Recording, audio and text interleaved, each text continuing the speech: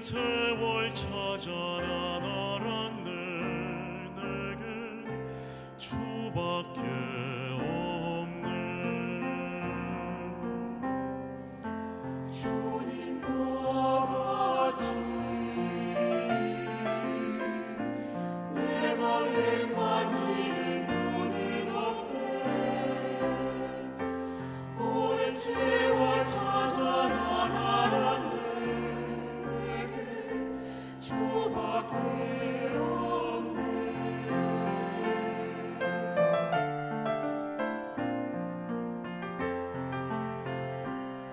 주사비 강같이 흐르고 주 손길 치료하네.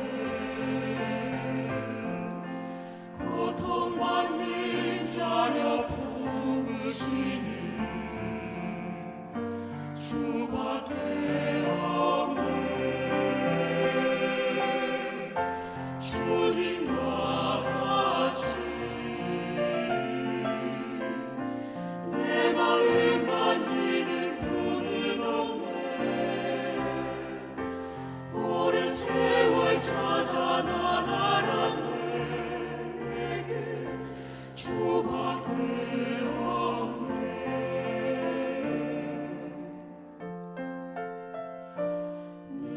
주 대신 주를 참 사랑하고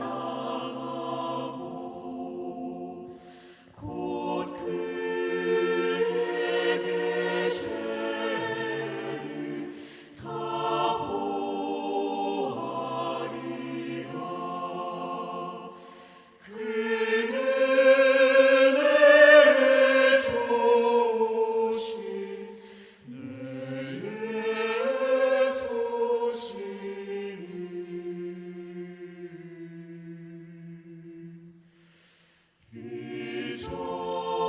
이전보다 더욱 사랑합니다.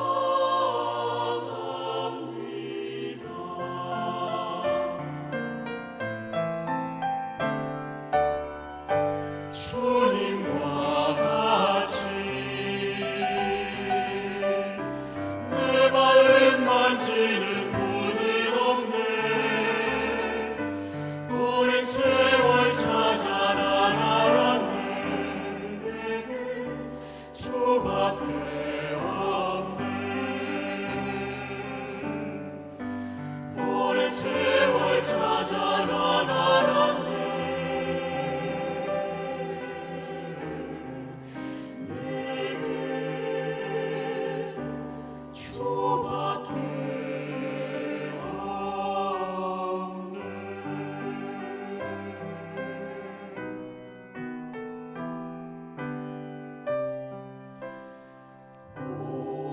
오직 주.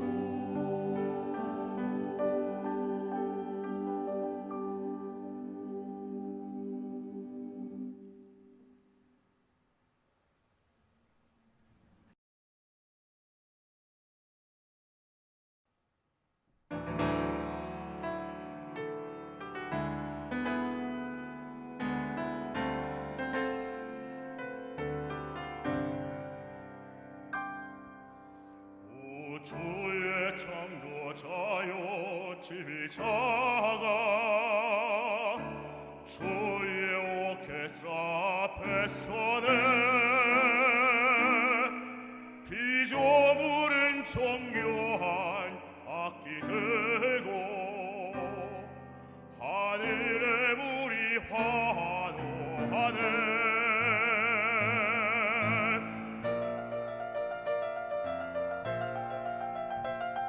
찬란한 사계절 밭자리를 알리네. 주님 신호에 태양 새로 나팔부네. 회오리 바람 힘차게 불어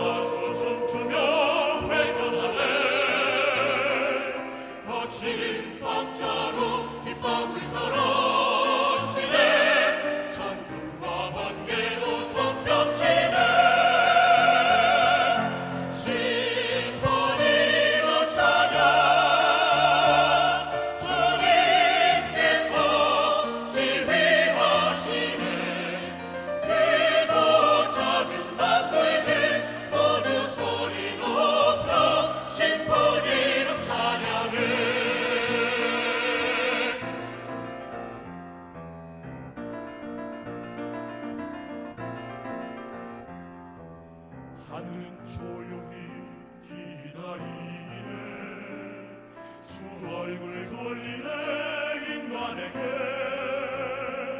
정결한 옷입을 찬양되리라 주님께 찬양 경배드리네 하나님의 영광 우주에 가득 넘치네 모든 피조물도 함께 선포하네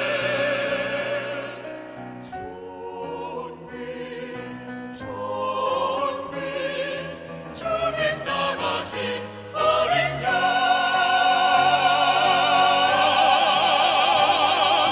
심판의 찬양 날부터 계신 주의 영광 그곳은 마음들 모두 소리 높여 심판의 찬양해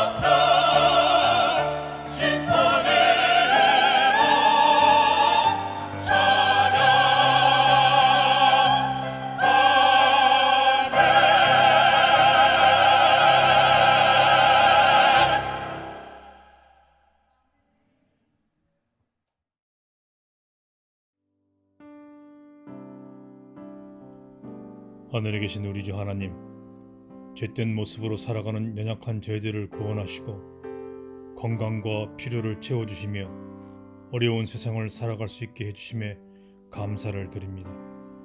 나만 잘 사는 것이 아니라 죽어가는 영혼들을 구원하고 선교에 힘쓰며 주님의 나라를 확장하는 일에 온 힘을 쏟으며 헌신할 수 있게 능력을 주시옵소서. 매일 이 시간에 귀히 쓰시는 주님의 종 권성근 목사님을 세우시고 이 시대의 적절한 말씀으로 저희들을 깨우시고 유튜브로 듣는 모든 분들에게도 감동과 깨우침이 있어 들은 말씀 실천하는 귀한 준비된 시청자들이 되게 해 주시옵소서. 이 세미나를 위해 수고하시는 미주교회협회와 남가주 연합장로회 회장님과 총무님들에게도 건강과 능력 더하셔서 받은 바 사명을 완수하시는 주님의 종들 되게 해 주시옵소서. 매일 진행되는 순서에도 성령님 같이 하셔서 듣는 모든 시청자들을 먼저 방문해 주셔서 길가가 아닌 옥토에 뿌려지는 주님의 말씀이 되게 해 주시옵소서. 이 모든 말씀을 예수님의 이름으로 기도합니다. 아멘.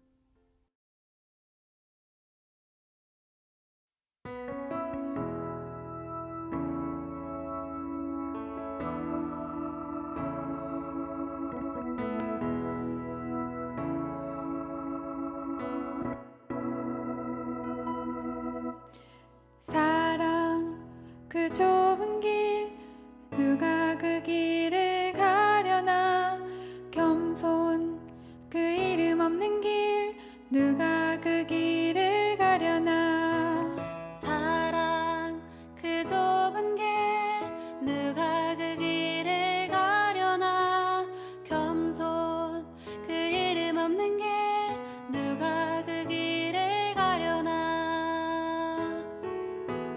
누가 주의 마음 알아 자매의 눈물 닦아주며 누가 형제의 허물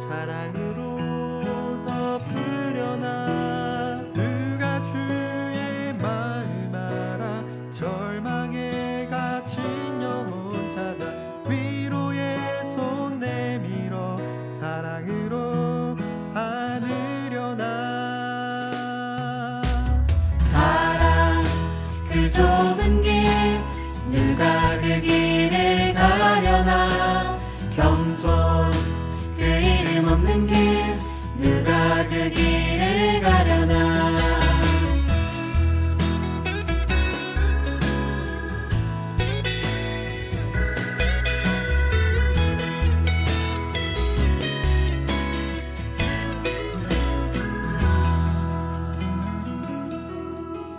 누가 주 영광 위해 스스로 낮아지며 세상의 자랑도 즐거이 포기하려나 누가 주 영광 위해 내 자유를 내려놓고 십자가 사랑 안에 즐거이 매이려나 사랑 그 좁은 길 누가 그 길을 가려나 겸손 그 이름 없는 길 누가 그 길을 가려나 사랑 그 좁은 길 누가 그 길을 가려나 겸손 그 이름 없는 길 누가 그 길을 가려나 사랑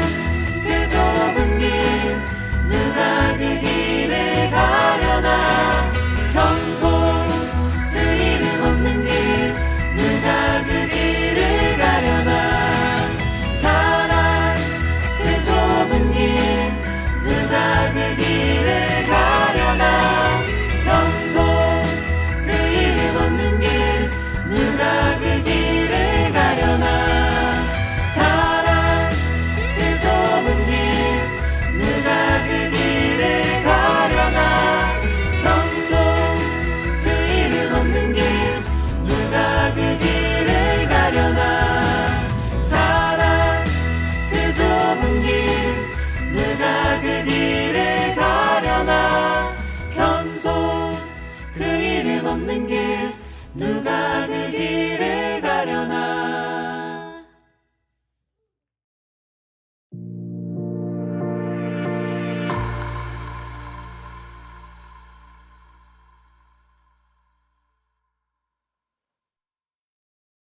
안녕하세요. 세 번째 강의 시간이 되었습니다. 조금은 혼동스럽고 도전적일 수 있는 이 강의를 잘 들어주셔서 감사합니다. 그리고 참으로 부족한 점이 많은 저에게 이 특권을 허락하신 하나님과 또 교회 협회, 남가주 연합회 장로회 지도자 모든 분들께 다시금 감사를 드립니다. 질문을 바꾸면 세상이 바뀐다. Change the questions, change the world. 이번 세 번째 강의 소재는 생각을 바꿔야 한다는 과정에서 이제 방법으로 넘어가겠습니다. 방법을 바꿔야 합니다라는 과제로 같이 상고해 보도록 하겠습니다. 잠시 기도하고 시작하겠습니다. 하나님, 이 시간 이 소자의 생각과 또 전하는 말을 주관하여 주시옵시고 이 기회를 통해서 주님께 저희가 더 헌신하며 또 주님의 뜻에 따라 살아갈 수 있도록 저희가 재결심하는 기회 되게 해 주시옵소서. 이 모든 말씀 주 예수님 이름으로 기도드렸습니다. 아멘. 참 제 강의 내용들은 이 재림교회 태평양 출판사를 통해 출간한 제 책 Burst the Bubble, The Finding Your Passion for Community Outreach를 토대로 준비하였습니다. 이 책은 현재 영어, 스페인, 프랑스어로 번역이 되어 있는데요. 이 참으로 하나님께 감사드릴 일입니다. 또 3년 전에 호남합회 합회장이셨던 박정택 목사님께서 제 책을 호남합회 목회부 지도자들과 함께 번역을 해 주셔서 이 한국 시조사를 통해서 출판해 주셨습니다. 이 번역을 위해서 참 수고들 많이 하셨고요. 이 또한 참으로 감사드릴 일입니다. 이 제 책을 참고하시면 강의 시간을 통해서 전달하지 못했던 자세한 내용들을 좀 더 보실 수 있을 것입니다. 첫 번째 강의는 구체적인 관점에서 이 추상적인 관점으로 이해성을 넓히는 과정이었고요. 두 번째 강의는 반대로 이 우리의 추상적인 관점이 좀 더 구체적인 관점으로 폭넓게 이해하자는 과정이었습니다. 자, 세 번째 강의는 이 구체적인 관점과 또 추상적인 관점을 이 함께 사용하는 융합된 초점으로 접근하여 보도록 하겠습니다. 다시 한번 강조하지만 이 추상적 다리의 중요성을 강조하는 이유는 우리의 관점이 어디에 중요성을 두고 있느냐 하는 과제가 우리의 초점을 상당히 다른 가치관에 둘 수 있기 때문입니다. 그래서 하나님의 선교를 위해서 저희는 이제 질문을 바꿔야 합니다. 질문을 바꾸면 생각이 바뀌고, 생각이 바뀌면 방법이 바뀌고, 방법이 바뀌면 다른 결과를 저희가 창출할 수 있습니다. 그래서 질문을 바꾸면 세상이 바뀐다.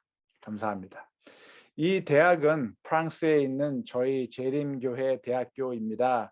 몇 년 전에 제가 유럽의 지도자들을 위한 강의를 위해서 참석하게 되었는데요. 방문하여서 아주 이쁜 이 장소에 위치해 있는 학교에서 강의를 할 수 있는 특권이 있었습니다. 이 언덕 위에 보이시는 이 학교 뒤에 보이시는 언덕에 올라가면 그 스위스 시, 제네바 시가 보입니다. 이 성지의 순례 다음으로 한번 꼭 가볼 만한 곳이라고 저는 생각되는데요.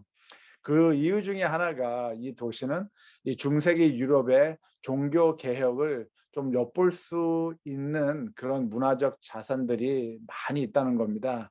그 중에 하나가 Reformation Wall, 개혁의 벽이라는 이 아주 숭고한 이 종교 개혁의 중요성을 상기시키는 여러 믿음의 거장들의 발자취를 볼 수 있습니다. 오른쪽에 있는 사진은 이 켈빈 목사님께서 설교하시기 전에 항상 앉으셨던 그 자리라고 하네요. 참 이런 귀중한 또 경험도 했습니다.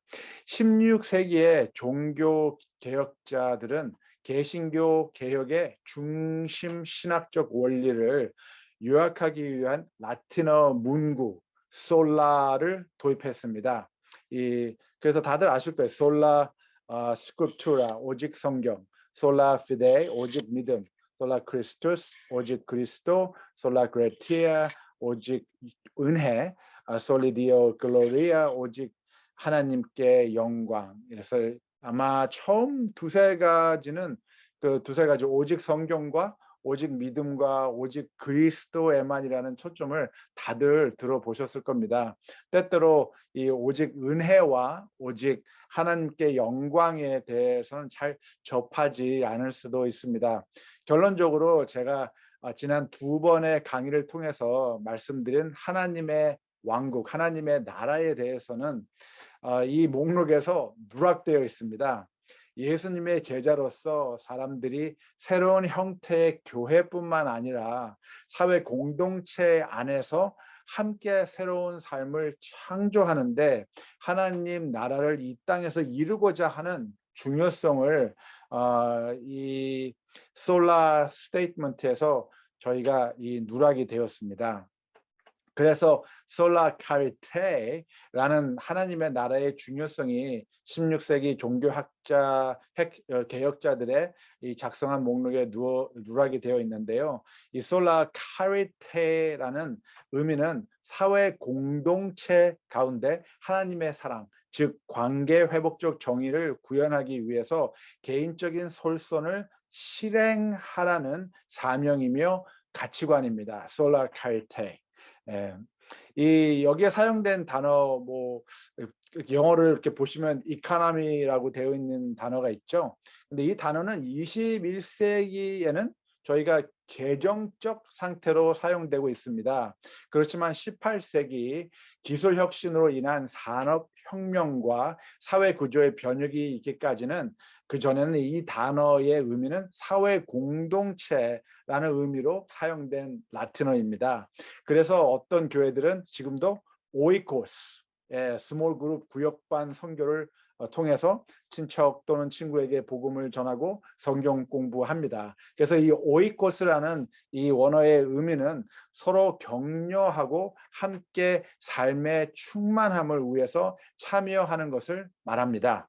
그래서 이카나미라는 이 원어의 의미는 오이코시스템, 그래서 함께 거주하며 서로에게 격려가 되는 하나님의 나라, 하나님의 사회를 말하는 것입니다. 그렇기 때문에 그리스도인의 삶은 자기 중심적 관점에서 다른 사람을 먼저 생각하는 관점으로 옮겨져야만 합니다.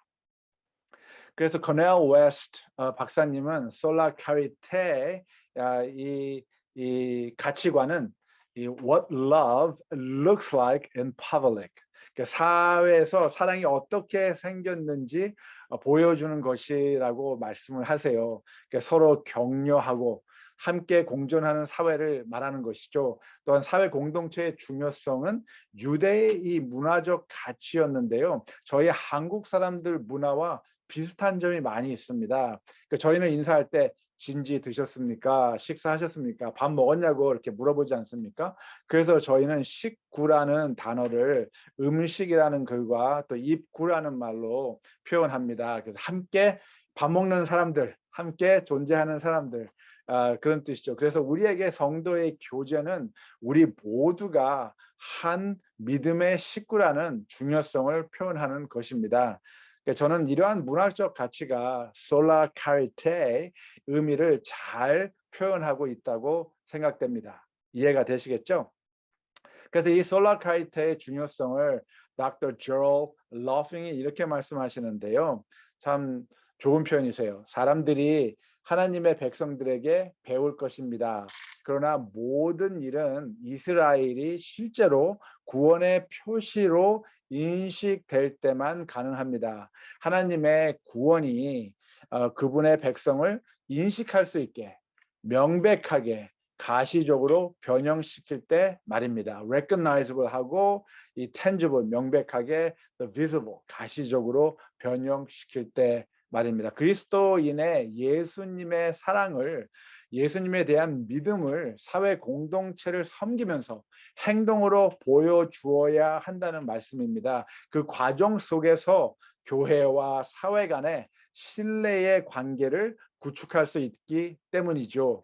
하나님의 복음을 선포하는 동시에 모든 영혼에 대한 하나님의 사랑과 관심을 인식할 수 있게 명백하게 가시적으로 우리의 삶을 통해서 보여주어야 한다는 것입니다. 그래야 솔라 카리테가 현실적으로 현재 존재할 수 있다는 것이죠.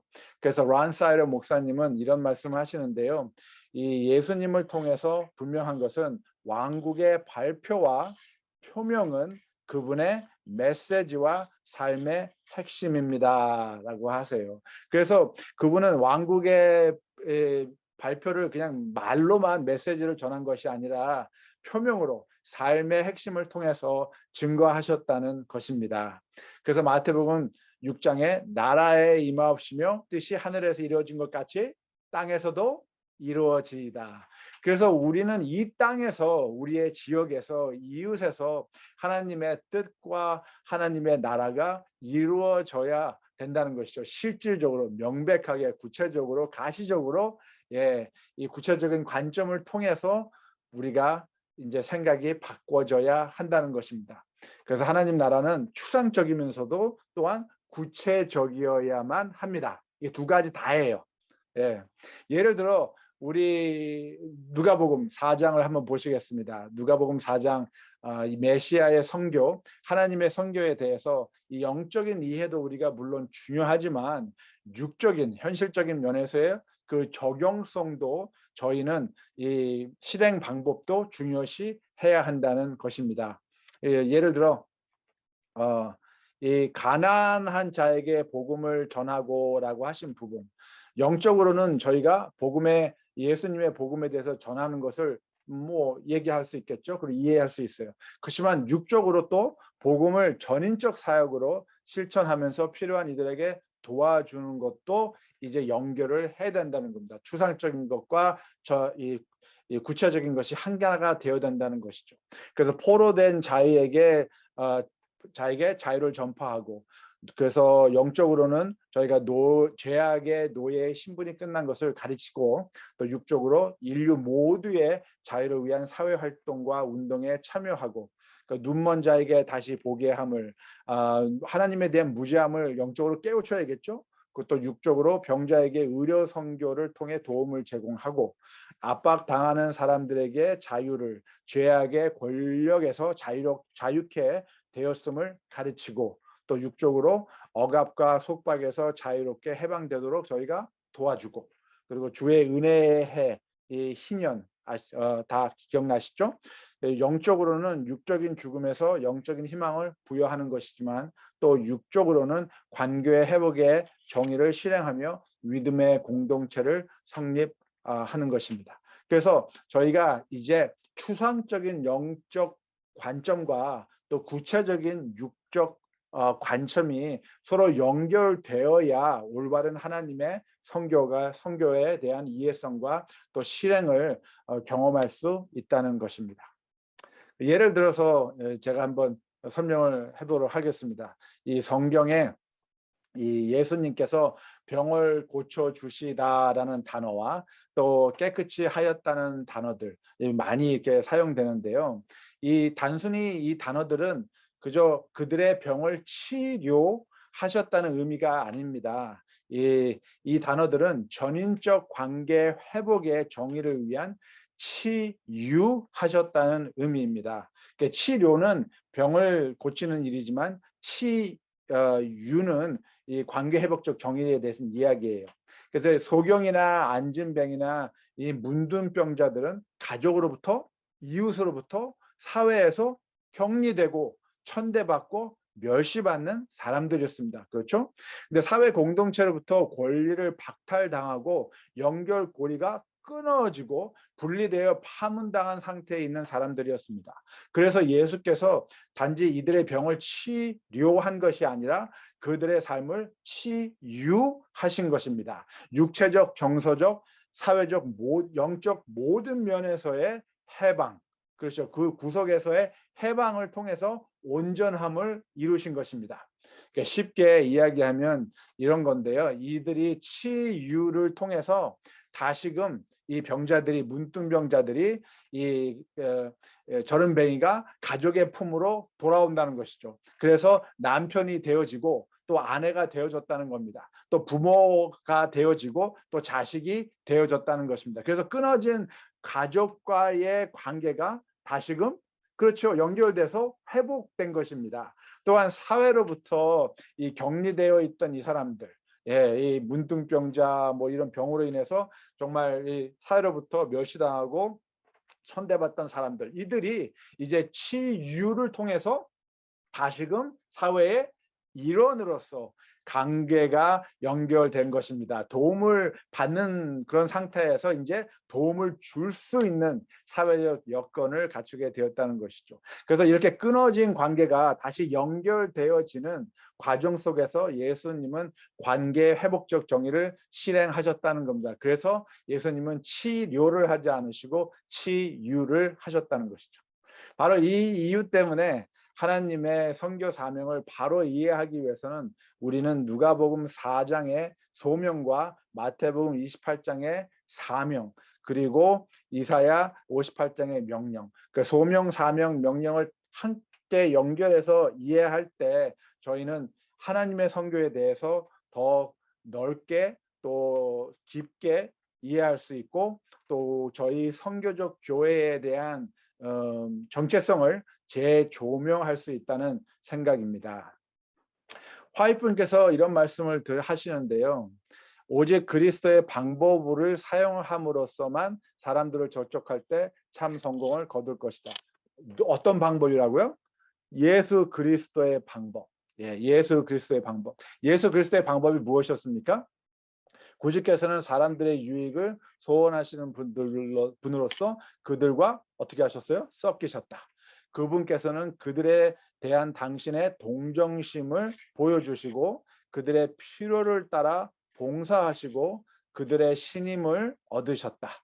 그 후에 예, 사람들과 섞이시고 동정심을 보여주시고 필요에 따라 봉사하시고 그들의 신임을 얻으신 후에 그 후에 그분께서는 나를 따르라고 그들에게 명령하셨다라고 말씀하십니다.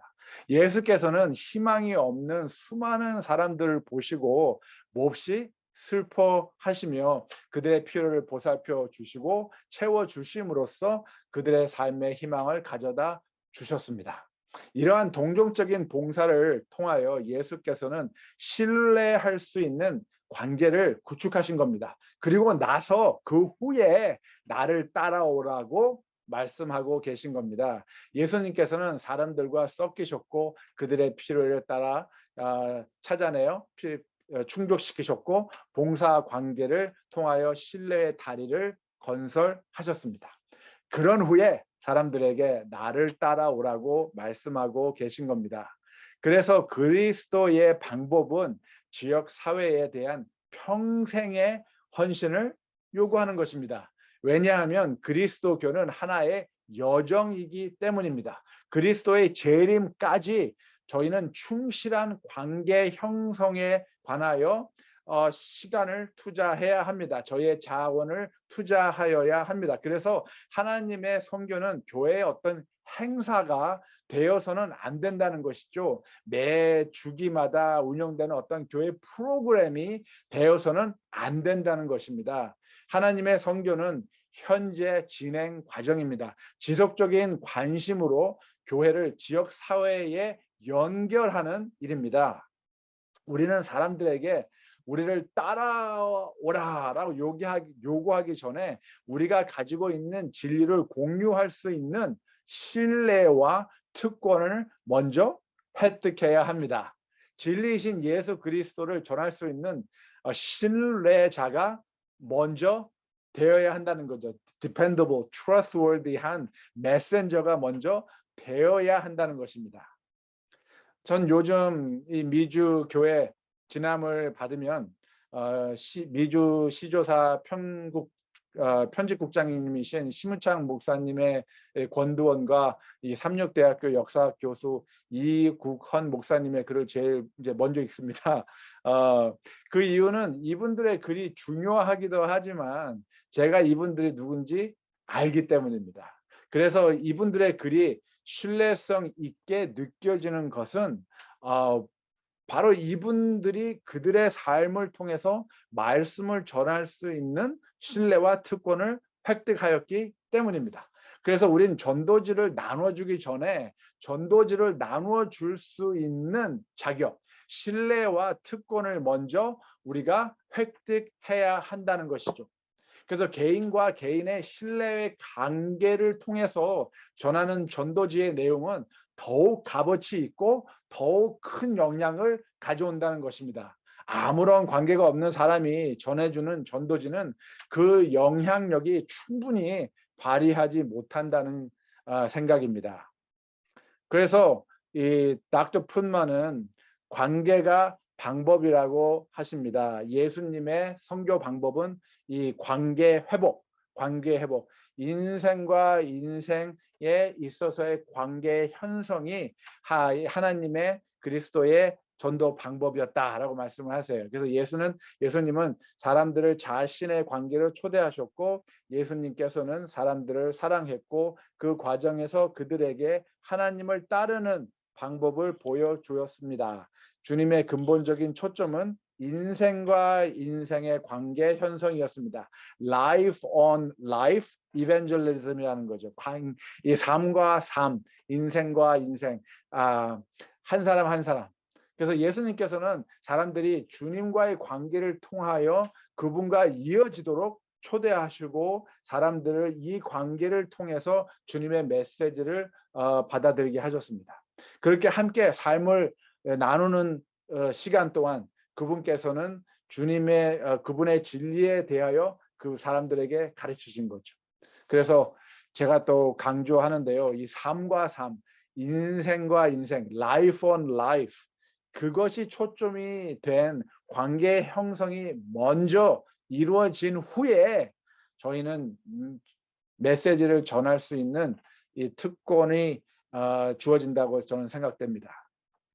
그래서 이분의 말씀을 통해서 저희는 다시 네 가지의 중요성을 바라볼 수 있는데요. 첫째, 그리스도의 방법론은 복음과 하나님의 사랑을 나눕니다. 그래서 그리고 섬김과 예배를 통하여 사람들과 하나님을 이읍니다. 지역 사회와 제자 양성을 통하여 사람을 이읍니다. 예, 자비와 정의를 통하여 도시와 사람들을 이읍니다.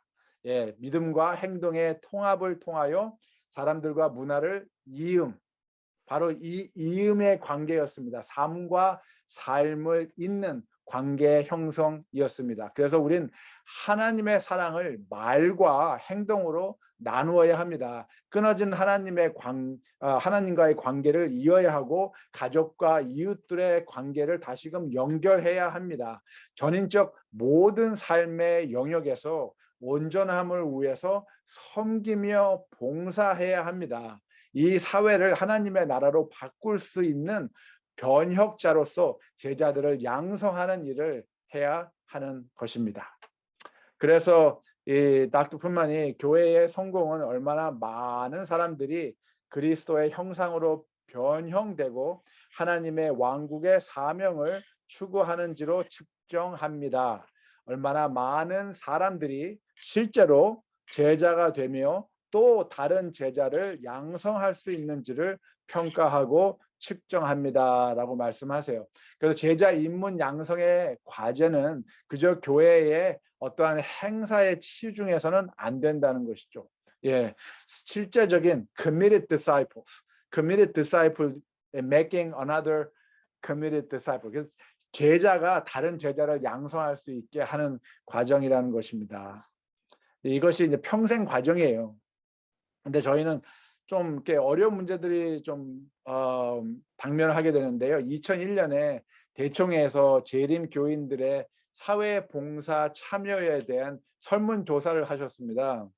결과적으로 29%의 교인들이 사회 봉사에 참여한다는 결과가 나왔습니다. 그러니까 어떤 분들은 그러실 거예요. 오유, 29%면 거의 3분의 1인데 3분의 1의 이 전체 교인들이 사회 봉사를 하고 있으면 좋은 결과가 아닌가? 라고 아마 말씀하실 겁니다. 근데 문제는 뭐냐 하면 이 3분의 1의 교인들이 29%의 사람들의 대답이 오직 80% 그러니까 29%의 사람들이 yes, 사회봉사 합니다 라고 했는데 그 중에 오직 80%가 그나마 뭘 하냐 하면 이 추수감사절 때와 이 성탄절 때 음식을 나눠주는 일을 합니다. 그 외에는 어떤 사회봉사도 하지 않는다는 것이죠.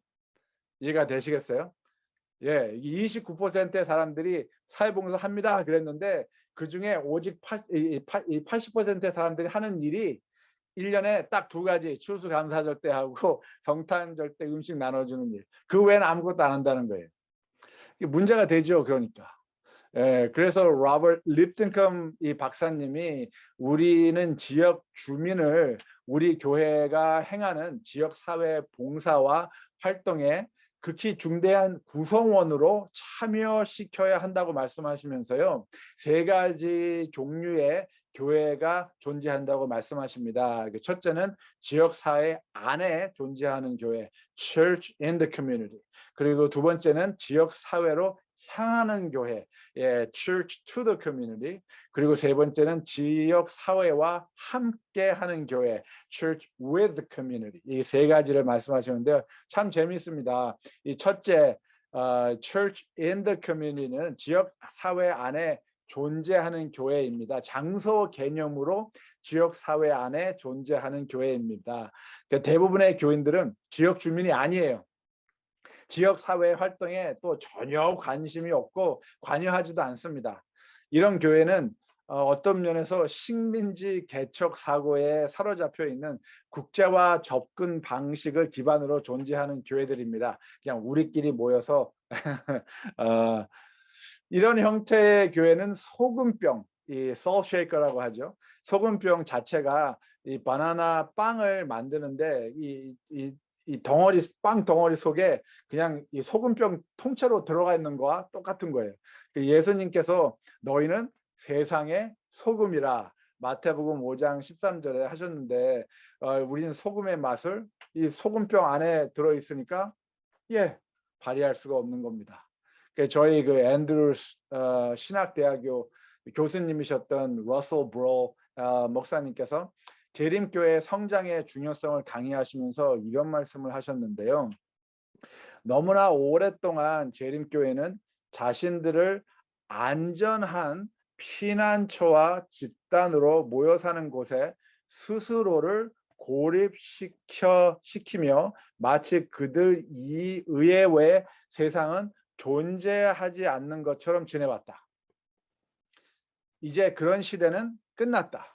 우리는 더 이상 그런 배도의 상태로 지낼 수 없으며 감히 그렇게 해서도 안 된다. 이제는 교인들이 개별적으로 그리고 교회 차원에서 지역 사회 속으로 들어갈 때이다 라고 말씀하십니다. 들리십니까? 너무나 오랫동안 재림교회는 자신들을 안전한 피난처와 집단으로 모여 사는 곳에 스스로를 고립시켰다는 것입니다. 그리고 마치 우리 외에는 우리 외에 세상은 뭐 존재하지 않는 것처럼 그렇게 지내왔다는 것이죠. 이 코로나 사태 이후 교회에 꼭 필요한 말씀을 이 10년 전에 이 목사님이 벌써 하셨습니다. 그래서 저희는 이 지역 사회 속으로 들어가야 합니다. 그래서 to the community, 지역 사회를 향하는 교회인데요. 그래도 이 교회는 뭐 처음 교회보다는 좀 남편이에요. 이 교회는 지역 사회를 위해서 뭔가 해야 한다는 어느 정도의 책임감을 느끼고 있는 교회입니다. 하지만 문제는 지역 사회의 필요를 찾아내기 위해 지역의 유력한 지도자들과 또 지역 주민의 의견을 듣지 않아요. 경청하지 않습니다. 지역사회의 필요를 교회가 의무적으로 결정을 합니다. 교회가 하고 싶은 대로 결정을 해서 행동을 하는 교회죠. 그 교회 지역사회가 필요로 하는지 안 하는지 그 봉사에 대해서 활동에 대해서 필요한지 필요하지 않은지를 파악하지 않고 그저 교회가 하고 싶은 것을 하는 교회를 이렇게 지역사회를 향하는 교회 to the community라고 합니다. 그래서 이렇게 뭐 쉽게 얘기하면 만약에 우리 지역 주민들을 만나지 않은 채로 그들의 실제적 필요를 충족해 주려고 한다면 아마 바나나 이 빵을 이렇게 다 만들고 난 다음에 이 바나나 빵 위에다가 소금을 이렇게 뿌리는 거와 같은 현상이 되는 거예요. 이 말이 됩니까? 말이 안 되죠. 이런 현상은 완전히 이거 부적절한 행동입니다. 그래서 우리는 세 번째 우리 지역 사회와 함께하는 이 with church with the community가 되어야 합니다. 이런 교회는 지역 사회를 향한 선교를 하나의 동업자 관계로 간주하는데요. 지역의 지역 지도자들과 또 주민들과 함께 협업, collaborative, 협업해서 교회의 사역을 지역 사회로 연결하는 것을 말합니다. 교회가 지역 사회 안으로 정말 들어가는 것을 말하는 것이죠. 그리고 지역 주민들과 개인적인 관계를 형성하는 것입니다. 이러한 교회야말로 이 지역 사회가 필요로 하는 것은 무엇입니까? 라고 경청하는 교회입니다. 그리고 지역의 지도자들과 주민들에게 질문하는 교회이며 지역 사회 활동 계획에 있어서 사회가 함께 참여하도록 이 계획하는 교회입니다. 그래서 이러한 빵덩어리 속에서 소금은 이제 그 빵 속에 있는 그 외의 다른 어떠한 성분들과 정말 잘 이렇게 결합돼서 접하게 돼서 그 소금은 그것들과 함께 섞이는 과정 속에서 결과적으로 맛있는 빵 맛을 나게 한다는 것이죠. 향상시킬 수 있다는 겁니다. 그래서 소금은 그 자체로 소금 자체로 있을 때보다 다른 성분들과 섞일 때 더 많은 역할을 할 수 있다는 것입니다.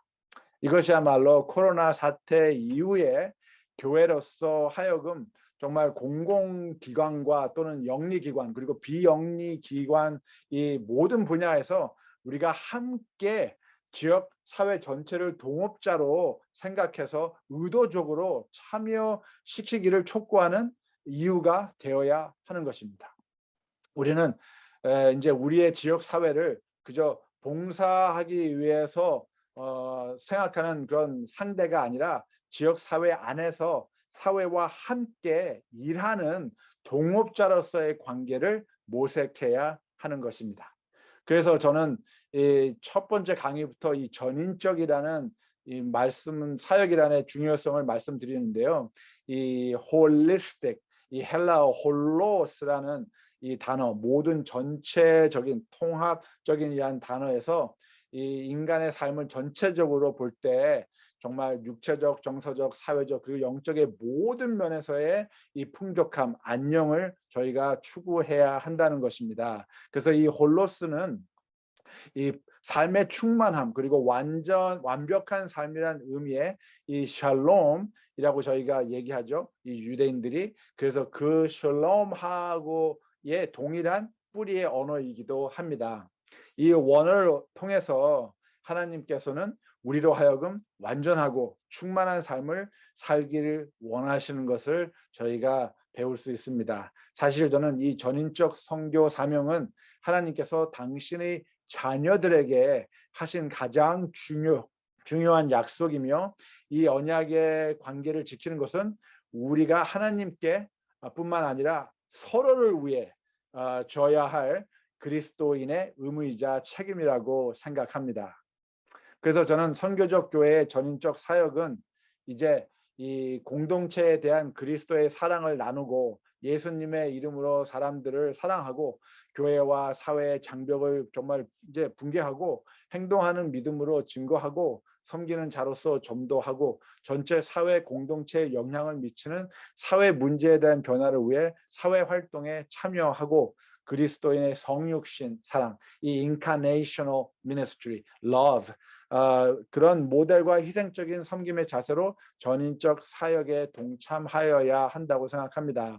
우리가 사회 봉사와 사회 활동의 중요성을 깨닫고 그 책임과 의무를 다 하려고 할 때 비로소 예수님의 이 사역, 전인적 사역의 의미를 깨달을 수 있는 것입니다. 자, 두 번째는 이 통전적 사역이라는 뜻인데요. 이 통전적 사역의 의미는 이 전체를 정말 아우르고 조화시키고 통합한다는 뜻입니다. 그래서 통전적 혹은 통합적 이렇게 하고 얘기하는데 이것은 이제 네 가지로 크게 저희가 구분을 합니다. 첫째는 구호 활동, relief이고요. 개인 활동, individual development, 사회적 활동, community development, 사회 구조 변화와 활동, structure change. 이렇게 네 가지로 저희가 얘기를 합니다. 통전적 사역을 실행할 시에 교회에서 사회로부터 신뢰가 생기는 관계를 형성해 주는 문이라고 저는 생각하는데요. 여기서 쉽게 얘기해서 구호 활동이라고 하는 것은 이 긴급한 상황에 놓여 있는 이들에게 음식을 나눠주는 일, 옷가지를 나눠주는 일, 그리고 거주할 곳을 직접 제공하는 것을 말합니다. 즉 쉽게 얘기하면 배고픈 이들에게 단순히 생선을 주는 행동을 말하는 것이죠. 노숙자의 쉼터라든지 비상주택이라든지 가족 서비스, 그 무료 예방접종 이런 것들을 저희가 구호 활동이라고 합니다. 두 번째, 개인적 개발 활동은 변화 사역을 포함하는 것으로서 그 사람으로 하여금 자신의 신체적, 정서적, 지적, 관계적, 사회적 지위를 개선할 수 있는 자질과 능력을 실어주는 일을 말하는 것입니다. 그래서 이건 물고기를 그냥 배고픈 사람들에게 주는 거 외에 낚시를 하는 방법을 가르쳐 주는 것이죠. 그래서 생선을 직접 잡도록 도와주는 일을 하는 겁니다.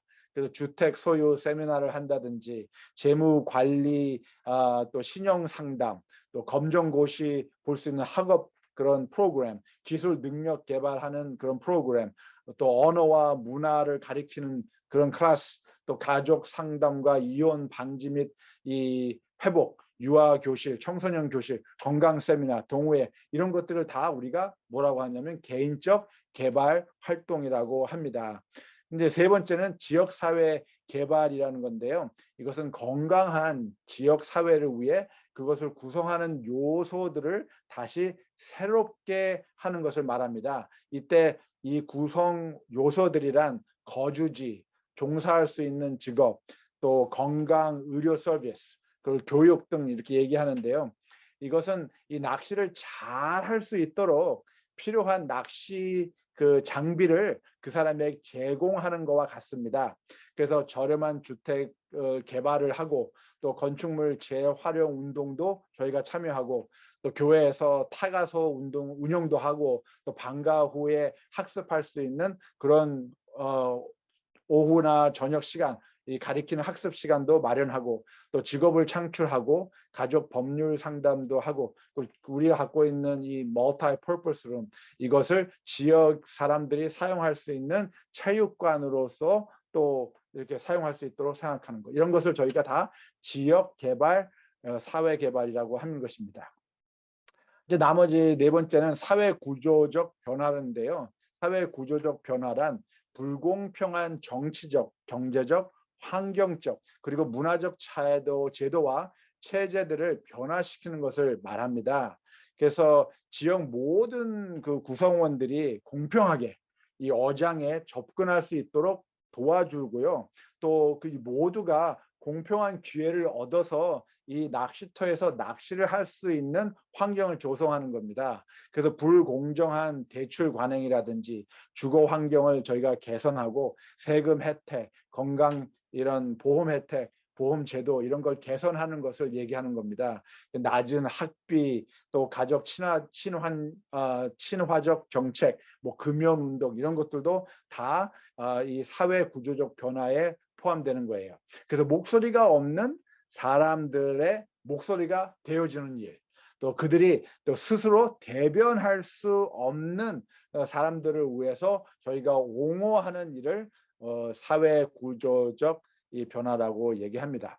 그래서 교인들 중에 어떤 분들은 이 구호 활동을 하셔야 합니다. 그리고 또 어떤 교인들은 개인 개발하셔야 하고 어떤 교인들은 사회 개발에 참여하시고 또 어떤 교인들은 구조 변화에 참여해야 합니다. 이제 그저 옷 나눠주고 음식 나눠주는 거 하는 걸로 이래 가지고 저희가 사회 사역을 하고 있다라고 말하는 것은 이 전체적인 이 통전적인 면이 아니겠죠. 그래서 저희는 이 네 가지의 모든 면에서 참여를 하여야 하고 또 교회가 하는 것이 아니라 사회와 함께 하는 것입니다.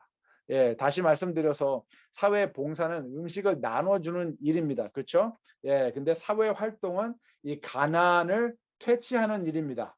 예, 그래서 사회 봉사는 저희 교회가 혼자 할 수 있어요. 그렇지만 사회 활동은 교회가 혼자 할 수 없다는 겁니다.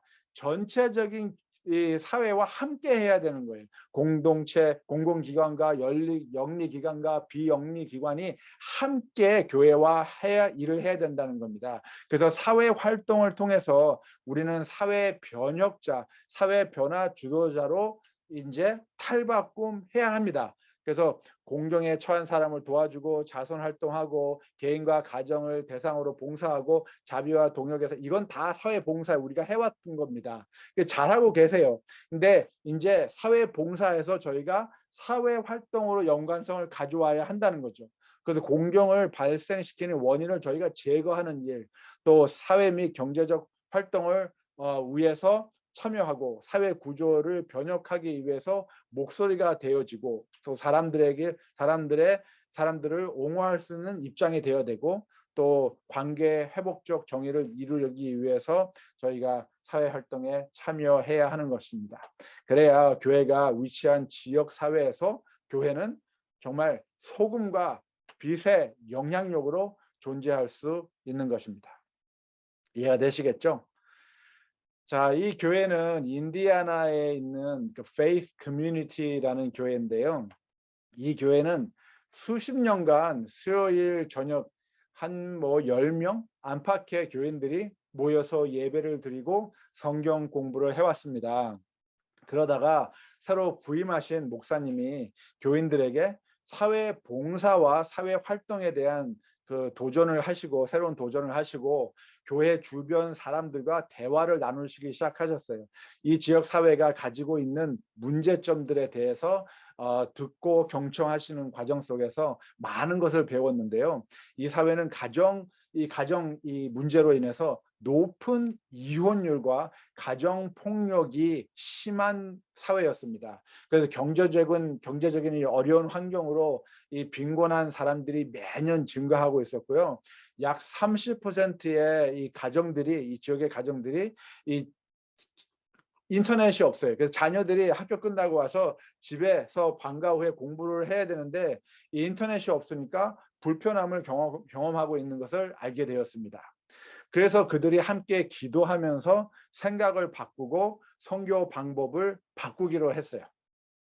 결과적으로 이 교회는 수요일 저녁 예배 한 10명 남짓 모여서 예배 드리던 그 시간을 사회의 문제점을 해결하기 위해서 지역의 전문가들을 초빙해서 세미나를 개최하기 시작했습니다. 그래서 결혼과 가족 문제에 대해서 세미나 하시고 또 재정 상담과 관리 교육도 하시고 이혼 방지와 또 회복을 위해서 부부 성장 이 프로그램도 하고요. 그 교회에다가 인터넷 이 서비스를 다 준비하고 컴퓨터 이런 거 준비해가지고 이 지역 사회에 있는 이 인터넷이 필요해서 공부를 할 수 없는 학생들을 교회에 초빙해서 방과 후에 학습도 실시하고요. 이러는 과정에서 이 사람들이 점점 교인들과 관계를 맺기 시작하면서 어떤 결과가 생겼어요? 성경에도 관심을 보이기 시작한 거예요. 그래서 하나님에 대해서 질문을 하기 시작하고 그래서 교회는 아주 기초적인 성경 공부를 하기 시작했습니다. 믿어야 하는 이유와 이 성경의 기원과 또 이 세계 종교를 또 비교해서 개혁의 역사와 성경과 그 주제들 그리고 하나님을 알고 하나님의 말씀을 공부하는 방법 이런 기초적인 것부터 그 사람들에게 가르치고 또 함께 이 믿음의 공동체 생활을 하기 시작했습니다. 그래서 20여 년 전에는 이 교인 수가 한 50명 안팎이었던 이 아주 조그만 교회가 지금은 3,000명이 넘는 지역사회의 변혁자로서 존재하고 있습니다. 사회에 정말 필요한 소금과 빛으로 하나님의 선교적 교회로 성장했습니다. 이 교회는 문이 매일 열려 있어요. 사회 봉사와 사회 활동을 하기 위해서 교회 문이 매일 열려 있습니다. 이 멋지지 않습니까? 예.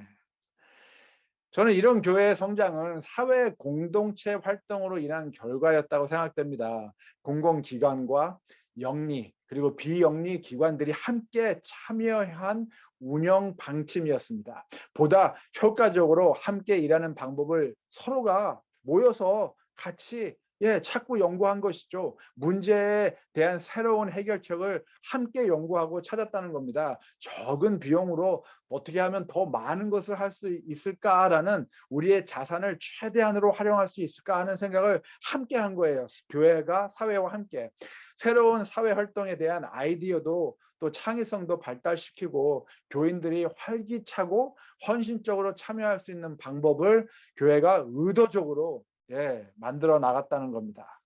그래서 코로나 사태 이후에 선교는 이 전인적 및 통전적 사역을 함으로써 우리 지역 사회의 사람들에게 새로운 희망과 동기와 존엄성 그리고 자존감을 self esteem 이 자존감을 안겨줄 수 있다고 저는 믿습니다. 지역 사회를 대상으로 하는 통전적 사회 활동 사역을 통해서 우리는 과거의 어떠한 안 좋은 경험과 과거로부터 가지고 있는 어떠한 흉터들, 이런 것을 또 치유할 수 있는 기회도 만들어진다고 생각합니다.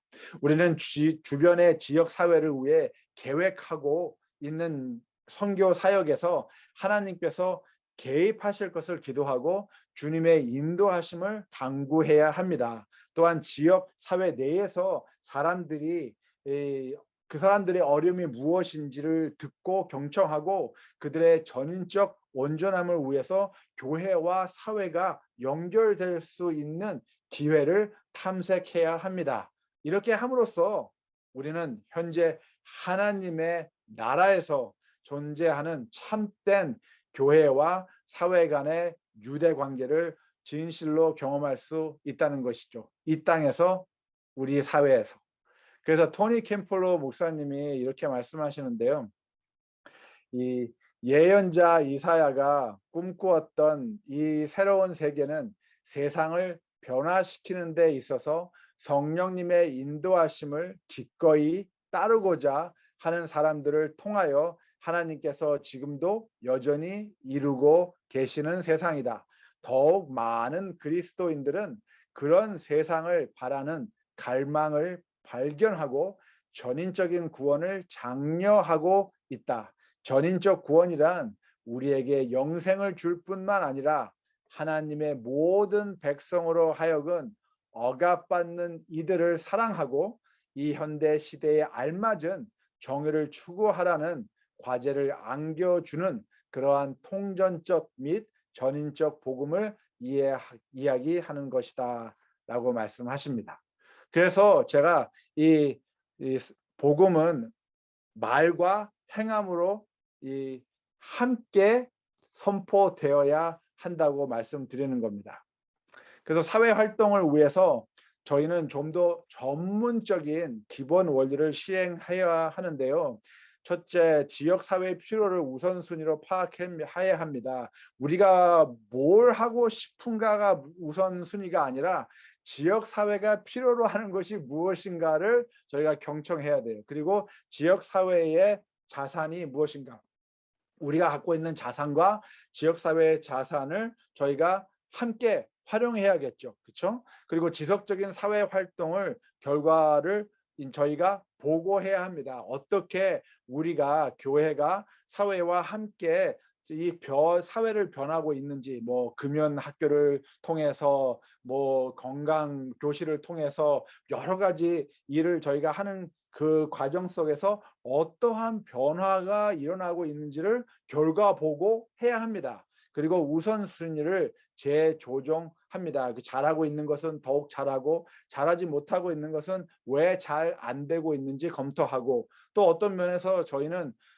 저희가 하지 못할 수 있는 일들을 다시 재검토해서 뭐 어떨 때는 이건 하지 말아야겠다라는 결정도 할 수 있는 것이죠. 그래서 저희는 계속적으로 이 과정을 통해서 배움의 과정이 되어야 합니다.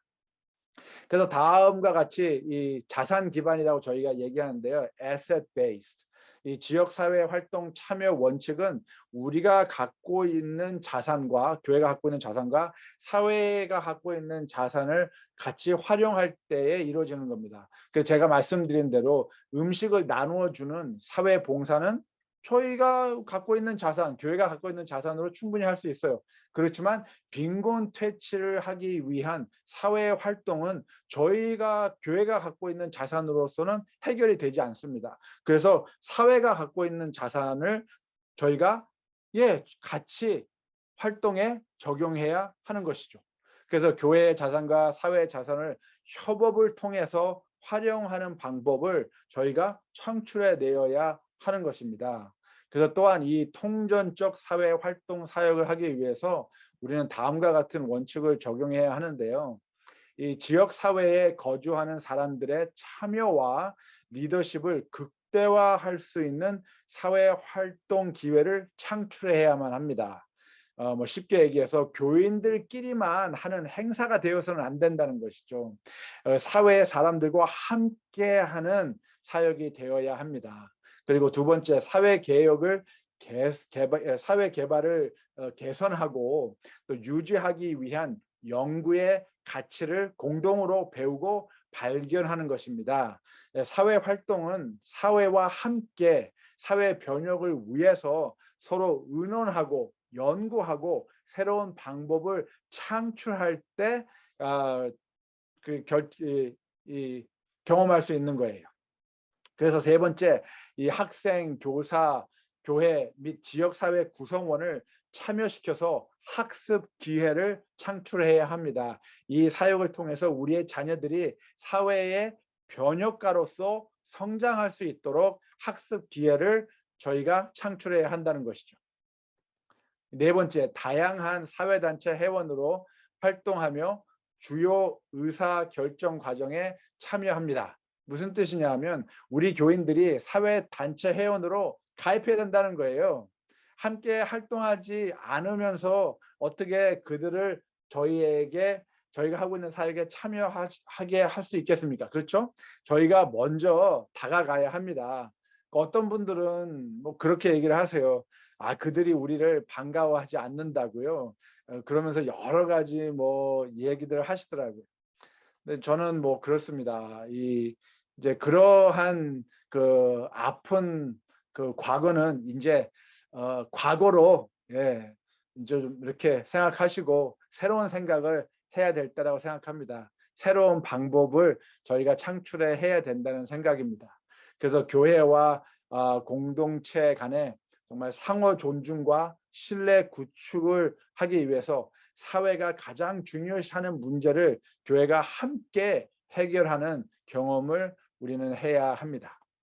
그 이유가 왜 중요하냐면 이 마슬로우의 이 hierarchy of needs, 이 마슬로우의 인간 욕구라는 이 5단계 다들 아시죠?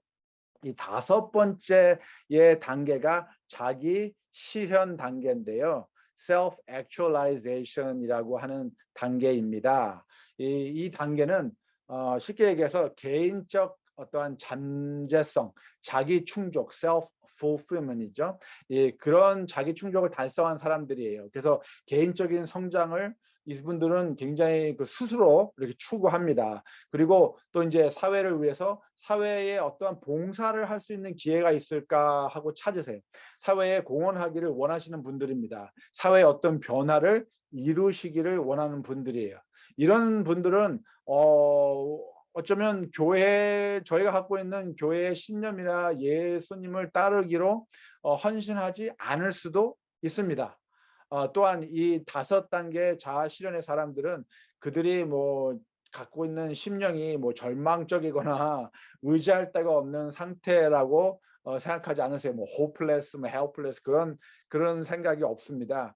그래서 교회는 우리의 수동적이고 부정적인 태도로 그들과 함께 활동하기를 거절하지 마시고 사람들이 봉사할 수 있는 기회를 만들어주고 지속적인 관계를 통해서 영감적인 메시지를 공유하고 그리고 그들을 사회적 자산으로 간주하며 그들과 함께 협업할 수 있는 일들을 함께 도모해야 하는 겁니다. 예, 코로나 후 선교 사역은 이제 그만 뭐라 그럴까요?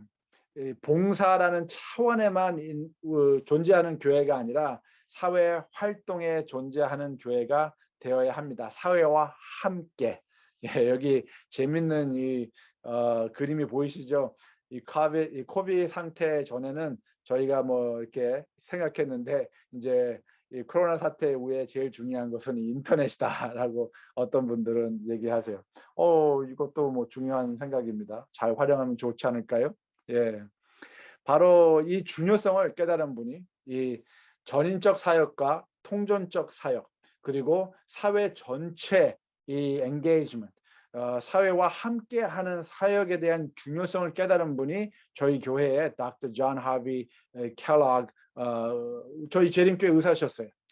이분이 그 시카고에서 다들 아실 거예요. 국가기관과 영리기관, 비영리기관 함께 또 다른 종교 단체들과 함께 이 전인적 사역과 통전적 사역을 실행하셨습니다. 그래서 이런 많은 사회 발전을 사회 봉사와 사회 활동을 하시면서 그 당시에 저희 교회는 갑자기 급격한 교회 성장을 경험하게 되었습니다. 이 정말 폭발적인 교회 성장을 경험하면서 이 샌프란시스코에 또 영향력이 갔어요. 그래서 시카고에서 샌프란시스코에 영향력이 가서 1906년경에 이 전인적 사역과 통종적인 사역을 통해서 정말 다시 믿기지 않는 재림교회 성장이 또 한 번이 경험이 됐었습니다.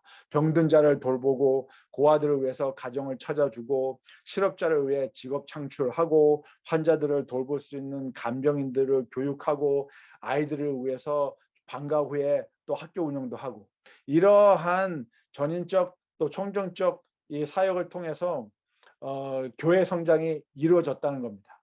그래서 저는 이런 경험을 통해서 저희가 이 선교 방법을 바꾸면 저희 교회 성장도 자연적으로 부산물로 바이프라덕으로 성장이 이루어진다는 것이죠.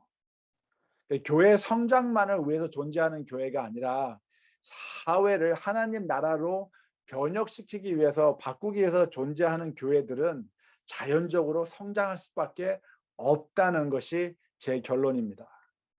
그래서 이 기독교 역사학자이신 앨런 크라이터 박사님이 그 기독교의 성장에 대해 연구를 하시면서 이런 논문을 발표하셨는데요.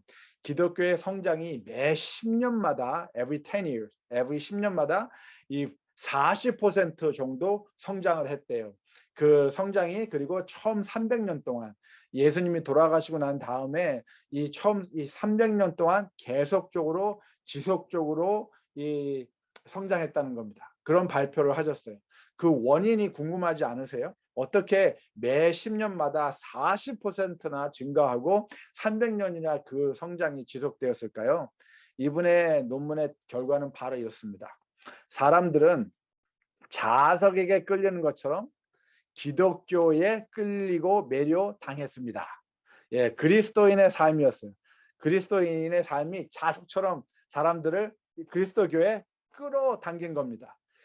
연약하고 가난한 사람들에 대한 관심, 박해 앞에서의 고결함, 경제적 공유, 심지어 원수들에 대한 희생적 사랑, 그리고 그들의 일상생활에서 함께하는 공동생활 등이 비신자들을 복음으로 이끌었습니다. 라고 말씀하세요.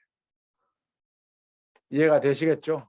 사람들은 명료하게 정말 가시적으로 분명하게 그리스도의 가치관을 그리스도인의 삶을 통해서 느끼고 보고 만질 수 있어야 되는 것입니다. 이 Foothills Community라는 제가 제 친구 교회인데요. 모랄라 오리곤에 위치한 교회입니다. 이 교회는 지난 20년 동안 아주 참 은혜로운 성장을 경험했는데요. 맨 처음에 이 29명 정도 교인들이 모여서 예배를 드리다가 지금 1,800명이 넘는 이 성장으로 된 교회입니다. 이 교회의 특징은 참 재밌는 게 부서 활동이 3개밖에 없어요. 예, adult 이 어른들, 장년들, 그리고 소년부, 그리고 청장년 이렇게 3가지 부서 활동만이 있습니다. 근데 29개의 사회봉사와 사회활동으로 모든 교인들이 참여합니다. 그래서 어떤 교인들은 음식을 나눠주는 일부터 시작해서 가정사역, 술, 담배, 마약 퇴치하는 거, 또 저소득층 자녀들에게 교육하는 일, 여러 가지 사역에 전 교인이 다 참여합니다. 그리고 이 교회 목사님은 아주 재미있는 가치관을 가지고 계신데요. 어떤 분들이 이제 이 교회에 와서 이 신자가 되기를 이제 이렇게 얘기를 합니다. 이 교회 다니고 싶다고. 그러면 이 목사님이 그 사람에게 그렇게 얘기해요. 이 지금 존재하고 있는 29개의 사회봉사 활동에 참여하시든지 아니면 당신이 갖고 있는 정말 하나님을 사랑하는 열정과 또 당신이 갖고 있는 자질과 또 하나님께서 성령님께서 주신 이 spiritual gift, 성령의 은사를 통해서 다른 또 사회 봉사와 사회 활동을 만드시든지, 그리고 뭐 봉사에 지금 존재하고 있는 거에 참여하기도 싫고 새로운 것도 뭐 만들기 싫고 그런 상황이라면 목사님은 그런 분들에게 우리 교회는 당신에게 적합하지 않습니다. 그렇게 얘기를 해요. 그래서 다른 교회 가보십시오라고 얘기를 합니다. 아주 이 목사로서 참 어처구니 없는 그 에디트를 좀 가지고 있는 분이긴 한데요. 이 교회 이 청년들이 교인 수가 거의 다 청년들이에요. 거의 80% 이상의 청년들이 미디언 에이지가 27살입니다. 그러한 가치관을 갖고 있는 교회가 지금 성장하는 교회들입니다. 그저 예배만 드리는 교회가 아니라 교회의 존재 가치가 예배가 끝나면서부터 계속적으로 지속되는 교회. 일주일 내내 교회로서 개인이 또 이 모임 자체가 존재하는 교회. 그래서 저희는 생각이 바뀌어야 합니다. 생각이 바뀌어야 방법이 바뀌고 또 다른 결과를 저희가 창출할 수 있습니다. 우리는 지역 사회 안에서 그저 존재하는 교회가 되어서는 안 됩니다. 혹 어떠면 뭐 분리나 고립되어 있는 교회의 상태가 되어서는 절대 안 되는 것이죠. 오히려 지역 사회를 위하여 사회와 함께 존재하는 교회가 되어야 합니다. 그래서 화이트님께서 이렇게 말씀하세요.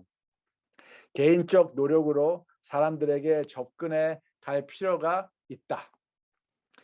설교하는데 시간을 더욱 적게 쓰고 개인적 봉사에 많은 시간을 썼을 것 같으면 더욱 큰 결과가 나타났을 것이다. 가난한 사람들은 구제를 받고 병든 사람들은 간호를 받고 슬픔과 사별을 당한 사람들은 위로를 받고 무식한 사람들은 가르침을 받고 경험이 없는 사람들은 권면을 받아야 한다. 우리는 우는 사람들과 함께 울고 기뻐하는 사람들과 함께 기뻐해야 한다. 설득력과 기도의 능력과 하나님의 사랑의 능력이 수반될 때 이 사업은 결실이 없지 않을 것이며 또한 없을 수도 없다라고 말씀하세요. 이 기도의 능력과 이 하나님의 사랑의 능력 다 이해가 되시죠? 근데 이 설득력의 능력은 저희가 잘 모르고 지나갈 때가 있어요. 그래서 그걸 잠깐 말씀드리도록 하겠습니다. 설득력의 능력이 무엇인지 왜 그것이 중요한지에 대해서 잠시 살피도록 하겠습니다. 이 에리스토텔, 아리스토텔레스는 이 설득의 능력을 개발하기 위해서 다음 세 가지의 속성이 필요하다고 말합니다. 이 인지적 탐구와 대화를 나눌 수 있는 로고스가 있어야 되고요. 또 이 감정적으로 호소할 수 있는 페이토스, 그리고 전달자의 삶을 통해서 증거되는 이 설득력, 이토스. 그래서 로고스와 페이토스와 이토스가 이 함께 연결이 되어야 설득력이 생긴다고 얘기를 하세요. 그래서 설득력이라는 것은 쉽게 얘기하면 이성과 감성과 품성이 결합된 속성, 이 애트리뷰트라고 저희가 얘기할 수 있는 겁니다. 이해가 되시겠죠? 아무래도 이 아리스토텔레스가 화이트분의 글을 읽어본 것 같아요. 그런데 이제 안타까운 게 있습니다. 안타까운 건 뭐냐면 이 칩 스위니 목사님이 이렇게 말씀하시는데요. 때때로 그리스도인들, 이 기독교인들은 우리는 하나님의 말씀에 대한 큰 깨달음을 갖고 있다. 그런데 이 머리로 아는 지식, 머리로 아는 지식과 또 머리로 하는 신앙, 그 모습, 그뿐이다. 이해가 되시겠어요? 저희가 그냥 머리로 아는 지식, 머리로 하는 신앙, 그 모습뿐이래요. 그리고 그 머리로 이 아는 지식은 하나님의 사명을 위한 이 열정과 봉사의 열정을 가진 마음과 이렇게 연결이 되어야 되는데 이 연결이 되어 있지 않다는 겁니다. 거기다가 또 우리의 마음이 하나님과 그분의 백성에게 우리의 헌신과 사랑을 보여주기 위해서 우리의 손과 발로 연결되어야 하는데 연결되어 있지 않다고 하십니다. 안타까운 현실이죠. 우리의 지식은 이 마음과 연결이 되어야 되고 또 우리의 마음은 우리의 손과 발로 연결이 되어서 실천적 신앙이 되어야 합니다. 만약 현실적으로 그렇지 않은 상태라면 그것이 바로 비그리스도인들이 기독교인들을 향해서 기독교인들은 실천적이지 않는 삶을 살고 있다. 실천적인 삶을 살지 않고 있다라고 말하는 이유가 될 것입니다. 어쩌면 우리는 이 기염을 통하면서 이 열정적으로 하나님의 사랑에 대해서 이야기는 하지만 실상으로 하나님의 사랑이 존재하지 않는 것처럼 우리의 삶이 보일 때가 너무 많지 않습니까? 그래서 그리스도인으로서의 설득력의 가치와 원칙을 우리가 좀 더 깊이 생각해야 할 필요가 있지 않는가라는 생각을 합니다. 그래서 그리스도를 따르는 사람, 예, 또 그리스도를 위하여 변화하는 사람, 또 그리스도의 선교에 헌신하는 사람, 그러한 모습이 진정한 예수님의 제자의 모습이라고 생각되는데요. 그래서 우리는 관계 회복적 정의를 발전시키는 교회가 되어야 합니다. 우리는 하나님의 이 선교적 교회가 되어야 합니다. 이 관계적인 회복을 조성해서 정말 성령님의 임재하심 가운데 이 사람들이 정말 성숙하게 성장할 수, 믿음 안에서 성숙하게 성장할 수 있어야 합니다. 그래서 화이트님께서 이렇게 말씀하세요. 복음은 너무도 흔히 사람들의 양심과 생애에 별반 감동을 줄 수 없을 정도의 무관심한 방법으로 제시된다.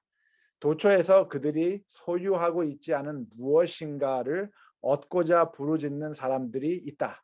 그들은 죄를 정복해 줄 능력, 그들을 악의 사슬에서 벗어나게 해줄 능력, 건강과 생명과 평안을 가져다 줄 능력을 갈망한다. 한때 하나님의 말씀의 능력을 깨달았던 많은 사람들이 하나님을 인정하지 않는 곳에서 생활해 왔다. 그리고 이제는 하나님의 임재를 갈망한다라고 말씀하십니다. 그래서 우리가 일상생활 가운데 사람들과 마주칠 때에 진심 어린 배려와 함께 그들의 전인적 행복을 위하여 그들과 관계를 맺으며 그들을 하나님께 연결하고 통정적 필요를 충족시키는 일에 저희가 시간과 자원을 투자해야 하는 것입니다. 그렇게 함으로써 우리는 우리 가운데 성령님의 임재하심을 경험하기 시작할 것입니다. 그래서 복음은 추상적인 관점에서 말로써 그리고 구체적인 관점에서 행함으로써 선포되어야 합니다. 이것이 하나가 되어야 된다는 것이죠. 말과 행동이 하나 되어야 된다는 것입니다.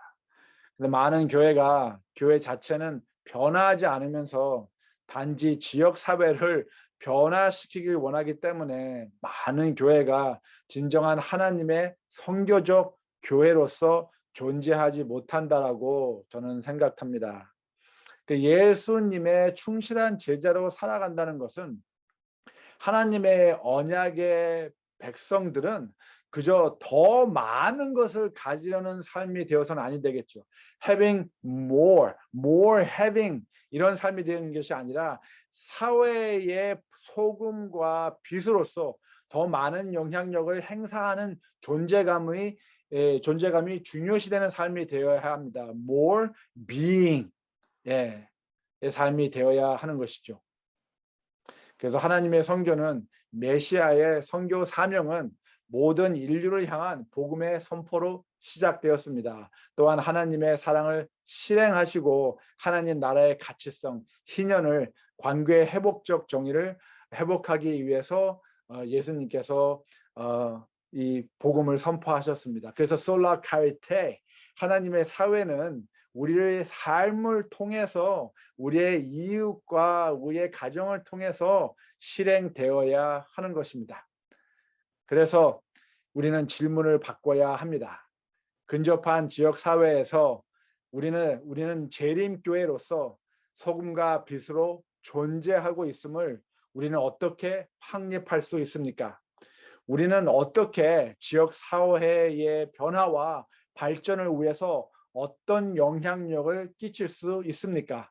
우리가 어떻게 우리의 신뢰성과 신용을 보여줌으로써 필수적인 지역 사회의 일부분으로서 교회를 확립시킬 수 있습니까? 어떻게 우리가 가진 믿음을 나눌 수 있는 신뢰와 특권을 우리는 얻을 수 있습니까? 개인과 개인으로서의 교류와 지역 안에 있는 사람들과 관계를 맺기 위해 우리는 무엇을 해야 합니까? 질문이 바뀌어야 생각이 바뀝니다. 그리고 생각이 바뀌면 방법이 바뀝니다. 그리고 방법이 바뀌면 다른 결과를 창출할 수 있습니다. 간혹 어떤 부모님들은 이렇게 질문을 합니다. 우리의 자녀들이 다니엘서와 요한계시록에 대한 예언 연구에 관심이 없다고 걱정을 하시면서 어떻게 하면 우리의 자녀들이 대쟁투 예언 연구에 더 많은 관심을 가질 수 있을까요? 라고 질문을 하십니다. 저는 이분들의 질문에 어린 왕자에 나오는 구절 하나를 소개해드리고 싶습니다. 거기에 이렇게 써 있어요. 배를 만들게 하고 싶다면 배 만드는 법을 가르치기 전에 바다에 대한 동경심을 키워주라. 그러면 스스로 배를 만드는 법을 찾아낼 것이다. 하나님을 사랑하는 마음을 먼저 갖게 하면 하나님의 선교 사명에 대한 책임의 열정을 먼저 갖게 하면 결과는 달라지지 않을까요? 질문이, 생각이, 방법이 바뀌어야 다른 결과를 창출할 수 있습니다. 코로나 사태로 안식일에 교회의 문은 닫혀 있을 수 있습니다. 그러나 결코 하나님의 선교는 문을 닫을 수가 없습니다. 하나님의 선교는 교회의 활동이 아니기 때문입니다. 하나님의 선교는 교회의 행사가 아니기 때문입니다. 질문을 바꾸면 세상을 바꿀 수 있습니다. 감사합니다.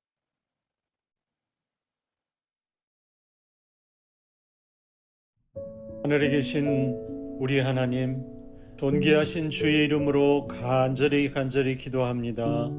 저희를 눈동자와 같이 보호해 주시고 사랑해 주셔서 지금까지 이 어려운 때에 함께 해 주셔서 감사합니다. 그러나 아직도 코비드-19로 세상이 어지럽고 정말 참 힘듭니다. 주님, 우리는 주님의 계획과 주님의 때를 잘 모르는 아직도 부족한 주의 백성들입니다. 이 어려움이 저희를 살리고 주의 백성으로 살리는 귀한 시간임을 깨닫게 해주시고, 주님 이때에 우리 주님만이 우리의 삶의 전부임을 깨닫게 하여 주시옵소서.